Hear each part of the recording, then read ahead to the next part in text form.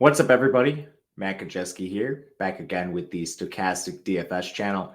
Today we're talking College Football DFS, Week 11, the Thursday slate. Before we get started, make sure to hit that thumbs up button, subscribe to the channel, and hit the notification bell so you know when this and all other content goes live. We're also brought to you by Prize Picks. They have a first match deposit bonus for new users up to $100, and they're giving you one free month of Odd Shopper. We have all sorts of tools at Odd Shopper to help you with spreads, totals, and player props, which is directly applicable to the Prize Picks format. Make sure you check out the link below to take advantage. If you or someone you know has a gambling problem, please call or text 1-800-GAMBLER. Must be 21 or older to play. All right, bringing you behind the glass to our data usage tool. We have a 2-game slate on deck. If you want access to this tool, the link is in the video description below. All this data, player projections, ownership projections, powered by your very own, can be found there.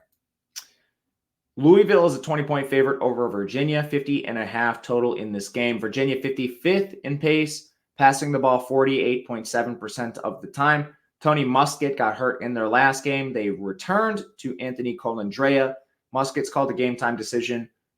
I don't think he's going to play, but I don't know this for a fact. Right now, we're projecting Colandrea as the starter, which is actually a little better for DFS. He's more of a gunslinger, if you will. 8 yards per attempt. Muskett's below 7. Muskett likes to dink and dunk. And then Colandrea runs a little more. He's only played a couple games this year, but he already has more rushing yards than Muskett. So I'm interested. The volume in the offense is pretty good. Colandrea is cheap, and it's a pretty easy swap. If Muskett does play, you only have to find $400 to get up to him. So don't hate Colandrea by any means. Think he's fine. And then the backfield, we saw Mike Hollins get injured in their last game. I think Mike Hollins is going to be back here. All of the rhetoric around the team suggests that he'll be fine. It's a 3-way committee with really nothing differentiating them. So I think Hollins actually is kind of the one I'm most interested in. If you want to look at potential tiebreakers, Kobe Pace does lead the team in targets at this position. 42 is not a tough price to pay.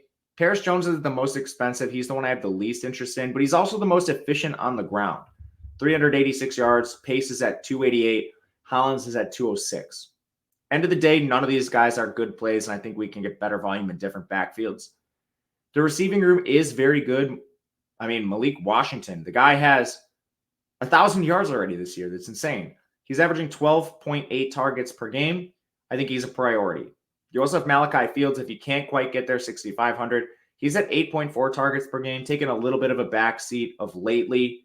Malik Washington's target share is at 39.3%. Fields, he's at 28.6. Beyond this, Sackett Wood is expected to return, which means tight end position should go back his direction. Grant Meesh has been playing a lot in his place, but I'm expecting like a 70-30 split in favor of Sackett Wood. And then I think their wide receiver 3 is J.R. Wilson. Should be noted, Jadon Gibson didn't play much in their last game, but Sedarian Harrison also didn't get a lot of time. J.R. Wilson, man, his route share was really good. I'll pull it up for you guys because I don't remember it off the top of my head, but excuse me for not being prepared as usual. These are tough to scroll through. Yeah, J.R. Wilson last 2 games, 84% of routes, 96% of routes. He's live as a wide receiver 3 in this game. On the Louisville side, you've got a massive team total. Jack Plummer is expensive, but I think he's a worthwhile signal caller. Doesn't run, but he's averaging 239.6 through the air. Just a lack of alternatives on this slate, so I think you could get to him just fine. The backfield, Jawar Jordan's playing through a hamstring, and he's pretty clearly limited by it. Only 14 carries last game. Gorendo was at 11. Maurice Turner at 7. We're still projecting Jawar to lead the backfield, but just expecting a little more of a committee than normal. DraftKings was aggressive in all the backup pricing, so there's no free squares here, but still preferring Jordan. Gorendo would be 2. Maurice Turner is 3. Running back is tough on this slate. I'm still likely going to play a bit of Jawar. Receiver, big news last week was Jamari Thrash being out. I think Jamari Thrash is going to return. He was on the field like doing drills and stuff with his teammates and looked pretty good. It's a wrist injury. Don't know this for a fact, though. If he sits, obviously it would benefit some of the cheaper receivers, but Thrash being back would be huge. I'm going to probably try to play a lot of expensive receivers and then punt off running back. So Thrash, I think, would immediately kind of probably only be behind Malik Washington in terms of raw production or projection, I should say. Beyond that, I think Jaden Thompson and Chris Bell are the next two guys up at receiver. Thompson had a big game in their most recent contest. Chris Bell, he's always run a lot of routes, just hasn't seen the most targets. 3 and 4 would be Kevin Coleman and Jimmy Callaway. Amari Huggins-Bruce hasn't even been targeted in the last 2 games. He would be a distant 5. Tight end, nasty rotation. Don't play these guys. And the only way I really have a lot of interest in the Louisville receivers outside of Thrash is if Thrash is out. And again, to rank them, I would go Bell 2, Thompson 3, Callaway 4, Coleman 5, Amari Huggins-Bruce 6. Southern Miss taking on Louisiana Lafayette. This is a game with a 53 total, and it has a 10-point spread in favor of Louisiana. Tough game overall. A lot of injuries, especially on the Louisiana side. There's one big one. Southern Miss is 78th in pace, 47.5% pass rate. Billy Wiles is the quarterback, -10 rushing yards, averages 193 through the air. Recently, we've seen appearances from Holman Edwards and Ethan Crawford. This team is bad. They have 2 wins, so I don't think we're really looking at a lot of QB security here. The one thing we do have is running back security. Frank Gore Jr., previously in a timeshare with Rodriguez Clark. Rodriguez Clark is out. Interestingly, they kind of just 1-for-1 replaced him with Kenyon Clay. So Kenyon Clay is live in this game. Southern Miss has been getting clobbered, and Kenyon Clay still has touch counts that are pretty nice. 9 carries, 12 carries, 12 carries over the last 3 games. Frank Gore in that span, 12, 23, 23. You can play both these guys together, but Kenyon Clay kind of operates as an avenue to some of the more expensive receivers, which is something I think is interesting.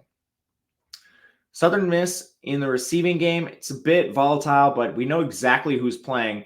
At this point, it's Jacarius Caston, Latrell Jones, and Tykylan Mims that are on the field every single play. Cole Cavallo operates in a similar capacity at tight end. As far as price adjusted goes, I think Tykylan Mims is the best one here. Just so cheap, pretty decent target volume. 15 targets 2 games ago, 5 in the last game. He's led the team in both of those games. I'm probably just going to play Tykylan Mims to save some salary and jam some other studs. Last team, I should say, Louisiana Lafayette, 87th in pace, 43% pass rate. They now have lost their top 2 quarterbacks. Ben Woolridge is hurt immediately. Zion Chris got hurt in their last game. He was carted off. Looked pretty bad. We now move to Chandler Fields, who's actually played some in the past. He's slightly positive in his career in terms of positive rushing yards. Little below average efficiency-wise passing, but I don't know how much they're going to ask him to do here. I would anticipate them running the ball more, which leads me to 2 value plays I like to open up salary to get to those elite receivers, Jacob Cabody and Draylon Washington. Draylon's been banged up this year, so it looks like his touch counts are behind Cabody. This is basically a 50-50 committee with Zylan Perry operating as an occasional change of pace back. So Draylon Washington at 4,100 makes a lot of sense to me. I think Cabody is fine too. I'm basically going to try to mix and match them across lineups. And then at receiver, we've seen some consolidation in routes, but this team likes to rotate. They've been this way for years, even under previous coaching staffs. Robert Williams, his route rate over the last 2 games, 61% down to 35. Peter LeBlanc, I think, is the safest, 57% to 70% last 2 games. Tight end Neil Johnson, 74% down to 50.